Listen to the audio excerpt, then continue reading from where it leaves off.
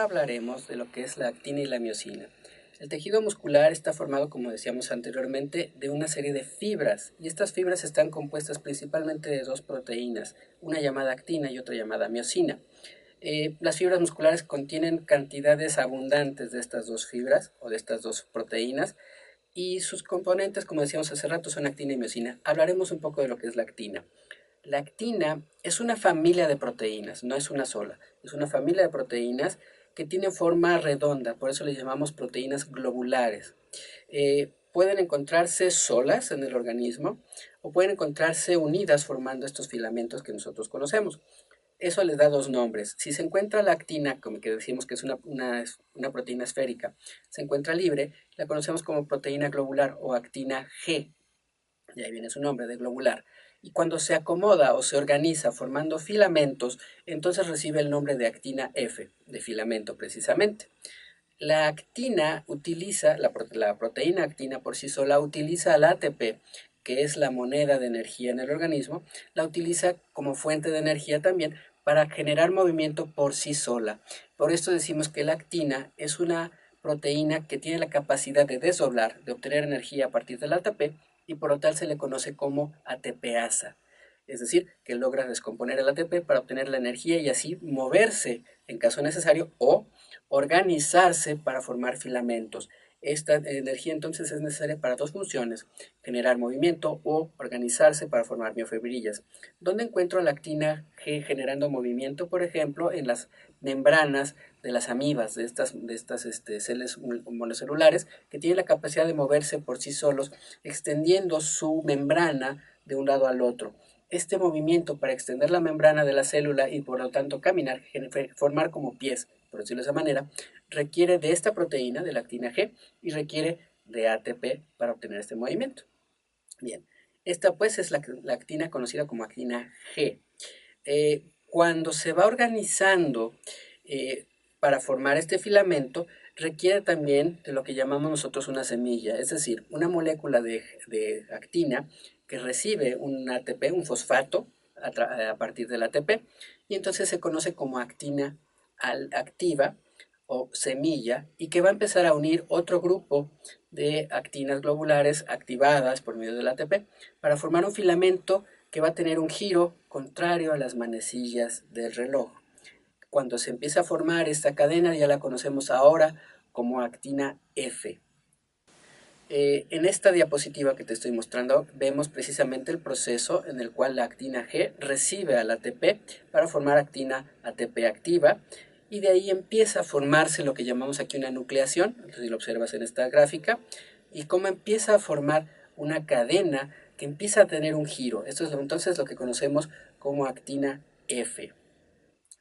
Para formar la actina F se deben unir 4 unidades de actina G activadas, es decir, para que consideremos a esta actina como filamentosa o F, deben haberse unido por lo menos 4 de estas proteínas y empieza a tener este giro. Este giro precisamente le da una estructura estable, resistente a la tracción, y cada una de estas líneas nos van a dar también o van a mantenerse activas por medio del ATP. En esta diapositiva que te estoy presentando, te estoy mostrando a mano izquierda precisamente cómo se forma una molécula de actina G activa. Ves en el centro de esta diapositiva, ves un núcleo rojo que dice ATP. Esto es la actina G activada. Arriba, a tu derecha, observamos lo que son las microfotografías por un microscopio electrónico y alcanzamos a ver una hebra formada como bolitas. Esto es una actina F, actina filamentosa.